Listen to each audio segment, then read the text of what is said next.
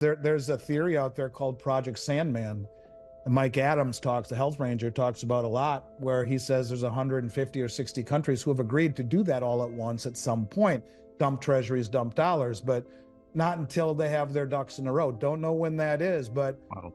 I guess I would simply say that if you are not a contrarian right now, you're bound to be a victim. And I don't know when that is, but I think if you are fully invested in dollars, ultimately you're destined to go broke when this thing breaks. In any country that is adding and increasing debt at the speed that we are, where you're adding trillions of dollars every 100 days, if not faster, this is unsustainable. And ask yourself, why would anyone want to hold our currencies and our treasuries in exchange for precious commodities?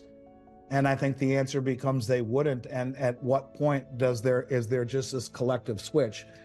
I'd say it's sooner than most people would think, and a lot slower than most of us who have been following this think, but a lot faster than the majority of the mainstream would ever give credibility to.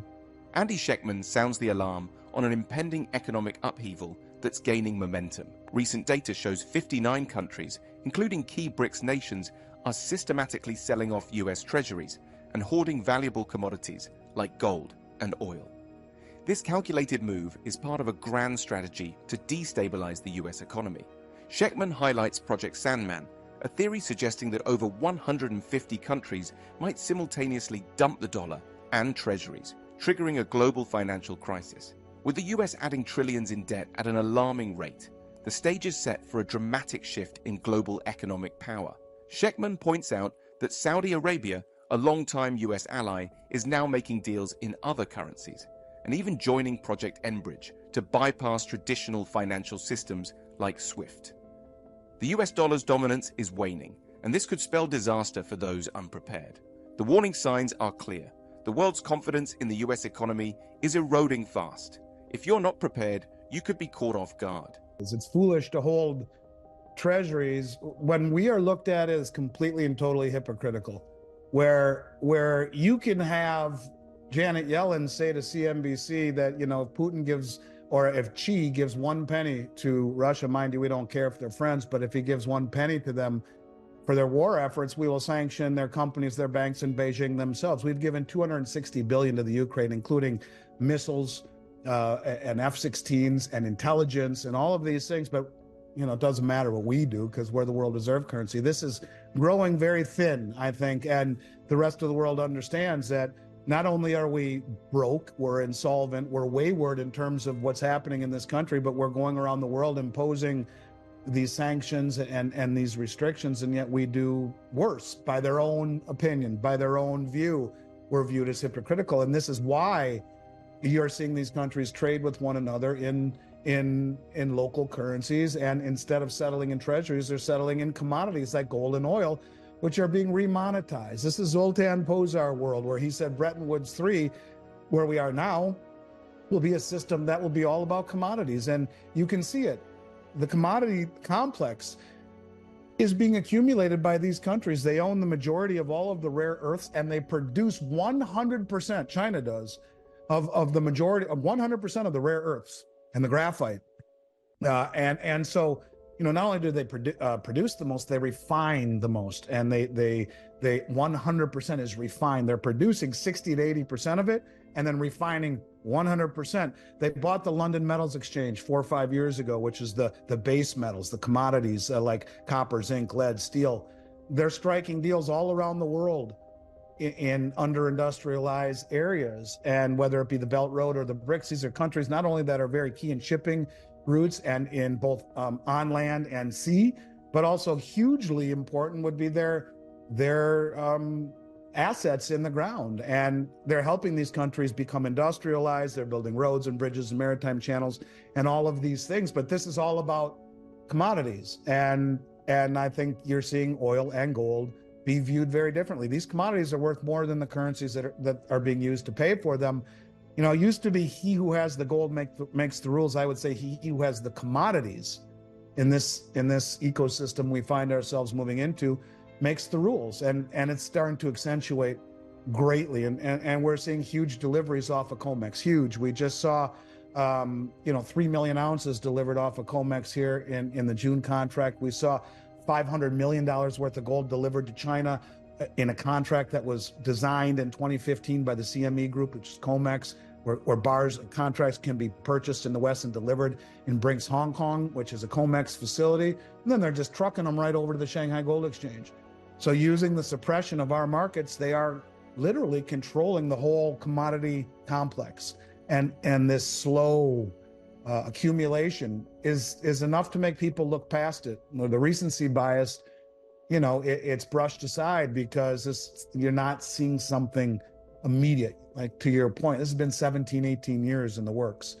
But it does seem that they're accelerating their drive now as we get closer to the election, and things seem to be accelerating quite a bit all around us. So yeah, I think that what has enabled them to accumulate what they have, to build this infrastructure without anyone noticing, is just that they're methodical, and they realize they only get one shot at this. So you can see it. But when you have 59 countries come out of the meeting 2 weeks ago saying we're joining the BRICS, now you're talking literally the overmajority of human population, GDP, military might, 3 of the 4 largest nuclear arsenals, the majority of the rare earths, the majority of the precious metals, this is something that you cannot take lightly. And when you talk about 100% of all the refining of these rare earths, let alone the majority produced, pulled out of the ground, we haven't thought this green thing out too well. When they finally get to that point where there's collective realization in the West that this is real, it's too late. So yeah, I think that this is something people need to pay close attention to, and it's just starting to gain steam. I mean, you can see, I call it logarithmic decay, little by little by little, then all at once. And you're right, it's not going to happen overnight until it does happen overnight. And the thing that most people are missing is, what's happening in terms of, if you look right now, gold as an example, just became the second largest holding in central bank stashes, replacing the euro for the first time ever. And that's the little by little. You can see that the amount of dollars held in the central bank's coffers has fallen. It still represents, 60+%, but it was at 75%, a decade ago. It is moving in that direction. And it's one of these deals where I think it's happening in a manner that you can see it's really beginning to gain steam and momentum. But it doesn't suit these countries at all to flip the switch until they're ready, until they have built this massive infrastructure. If you had 59 countries all in the BRICS, and a common settlement currency, the unit, which we've been told, and trade is moving, and their military coordination is there, and all of the trade and sea routes are there, and they'll flip the switch. This is something that I think is being done very methodically. So yes, it won't happen all at once, but it is happening, and you can see it is indeed happening. I mean, ask yourself this question: who the hell wants to hold our treasuries? Who wants to hold treasuries that can be confiscated, can be inflated away, can be defaulted upon, and in a country that's creating $1 trillion in debt every 100 days, Danny, and we're at almost 200 trillion in debt. 150 of it is unfunded: Medicare, Medicaid, Social Security, government, military pensions. We have a spending addiction that's out of control, and a government that has chosen to weaponize the treasury market. So in every way, I think it is indeed happening, and you're seeing all of these countries strike deals in local currencies and not in the dollar. So all of these deals, 80 billion done on the sidelines at this last Russian meeting, or now Saudi Arabia now selling oil in other currencies, or Saudi Arabia buying corn and soybeans from Brazil, paying for it in digital yuan, or Russia and India doing deals in rupee and ruble. All of these deals are chipping away at the settlement status of the dollar. And the fact that these countries are selling treasuries and buying commodities to replace it chips away at the reserve status of the dollar. So little by little by little by little by little, then bang, all at once. I don't know when that all at once is, but we're closer to it than we've ever been. And when you see Saudi Arabia turn down an invitation to the G7 meeting, and then send their finance minister to the meeting in Russia, when you see Saudi Arabia become a full-fledged member of Project Enbridge, which is the vehicle to sidestep SWIFT, when you see them not re-up their petro deal, we're getting closer than we've ever been. That is the de-dollarization process. And it's one of these deals where it has to be done the right way. You can't move too fast, or you cut off your nose to spite your face in every way. So it's happening. Don't know when it is, but I think that, excuse me, the little by little allows people to be naysayers and dismiss it because nothing's happening. Yet if you pay close attention, over the last 3 or 4 years, the amount of developments have been extraordinary, and they are increasing in magnitude and in speed. So our media doesn't do a bad job. They do no job of telling people what's happening. So when that all at once happens, when there's a realization collectively by the majority of the countries around the world that the dollar is no longer a preferred vehicle for reserves, the Treasury especially, but for settlement even, that there are other alternatives. And you go from a slow drip of de-treasurization and de-dollarization into a faster and faster and faster and faster, and then a boom. You know, I think that's when it happens. There's a theory out there called Project Sandman. And Mike Adams talks, the health ranger, talks about a lot, where he says there's 150 or 60 countries who have agreed to do that all at once at some point. Dump treasuries, dump dollars, but not until they have their ducks in a row. Don't know when that is, but wow.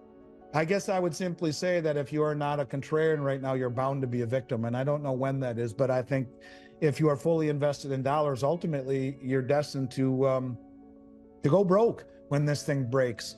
In any country that is adding and increasing debt at the speed that we are, where you're adding trillions of dollars every 100 days, if not faster, this is unsustainable. And ask yourself, why would anyone want to hold our currencies and our treasuries in exchange for precious commodities? And I think the answer becomes they wouldn't. And at what point is there just this collective switch? I'd say it's sooner than most people would think, and a lot slower than most of us who have been following this think, but a lot faster than the majority of the mainstream would ever give credibility to.